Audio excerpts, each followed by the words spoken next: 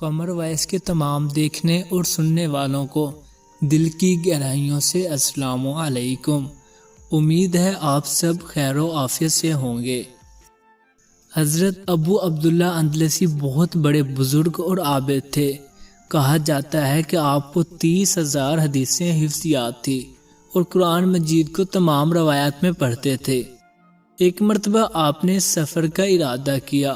آپ کے مریدین کی جماعت میں سے بہت سے مریدین بھی آپ کے ساتھ چلنے لگے، جن میں حضرت جنید بغدادی اور حضرت شبلی بھی شامل تھے۔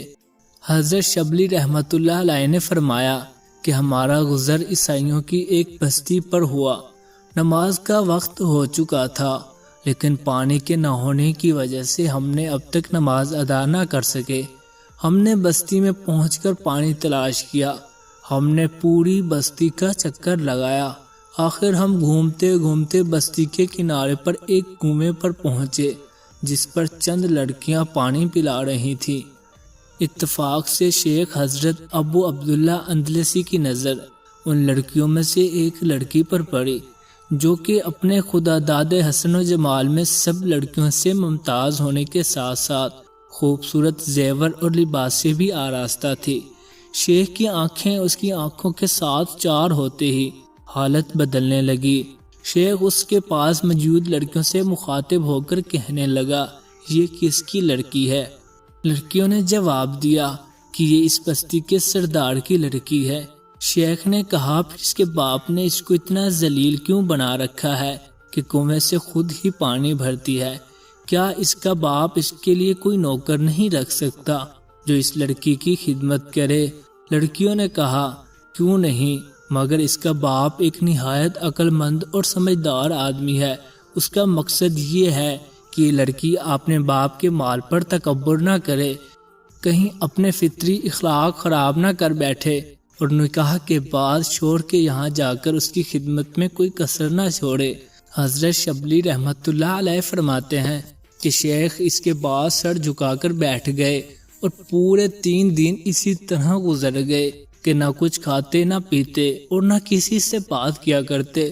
حضرت شبلی رحمۃ اللہ علیہ فرماتے ہیں کہ تیسرے دن یہ حالت دیکھ کر میں نے آگے قدم بڑھایا، تعجب اور پریشان حال میں کہا کہ کچھ تو فرمائیں، کیا وجہ ہے؟ شیخ نے فرمایا، پرسوں میں نے جس لڑکی کو دیکھا ہے اس کی محبت مجھ پر اتنی غالب ہو چکی ہے کہ میرے تمام اعضاء پر اسی کا تسلط ہے۔ اب یہ ناممکن ہے کہ میں اس سرزمین کو چھوڑ دوں۔ شیخ نے یہ کہہ کر رونا شروع کر دیا اور فرمایا، اے میری قوم، فیصلہ قدرت کی طرف سے ہو چکا ہے، اب یہ کام میرے بس کا نہیں۔ حضرت شبلی رحمۃ اللہ علیہ فرماتے ہیں کہ ہمیں اس عجیب و غریب واقعے پر بڑا تعجب ہوا۔ اس کے بعد ہم مجبور ہو کر اپنے وطن بغداد کی طرف لوٹ گئے۔ ہمارے آنے کی خبر سن کر شیخ ابو عبداللہ اندلسی کی زیارت کے لیے شہر بغداد سے باہر استقبال کے لیے آئے اور لوگ شیخ کو ہمارے درمیان نہ دیکھ کر سبب دریافت کرنے لگے، شیخ صاحب کیوں نہیں آئے؟ وہ کہاں ہیں؟ ہم نے سارا واقعہ لوگوں کو بتا دیا۔ واقعہ سن کر لوگوں میں کہرام مچ گیا۔ لوگ گر گرا کر خدا بے نیاز سے دعا کرنے لگے کہ ہمارے شیخ کو ہدایت دے اور پھر اپنے مرتبے پر لوٹا دے۔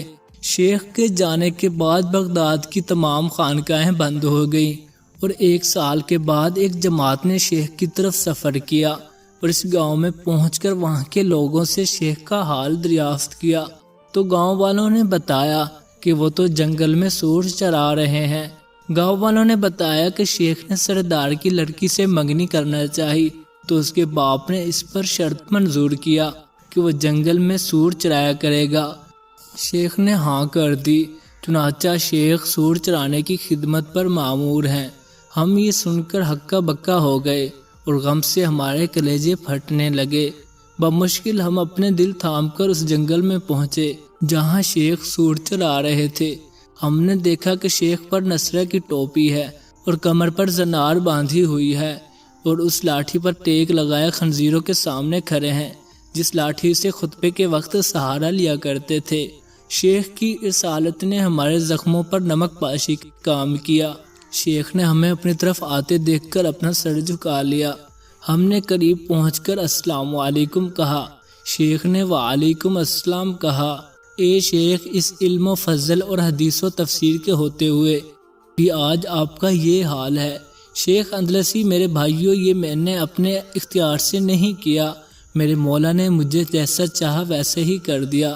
اس کے بعد شیخ نے آسمان کی طرف نظر اٹھا کر کہا، اے میرے مولا، میرا گمان تیرے بارے میں تو ایسا نہ تھا کہ تو مجھے ذلیل و خوار کر کر اپنے دروازے سے نکال دے گا، اور رونا شروع کر دیا۔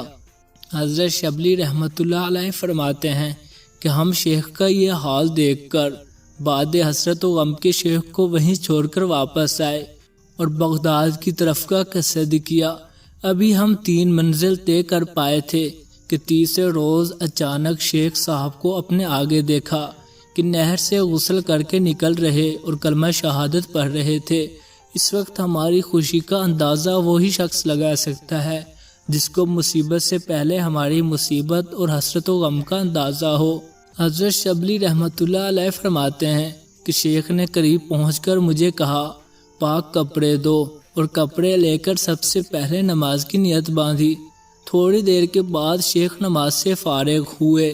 حضرت شبلی رحمۃ اللہ علیہ نے فرمایا کہ اس کے بعد ہمارا قافلہ نہایت خوشی اور کامیابی کے ساتھ بغداد پہنچا۔ سب مریدین شیخ کی زیارت اور اس کے دوبارہ قبول اسلام سے خوشیاں منا رہے تھے۔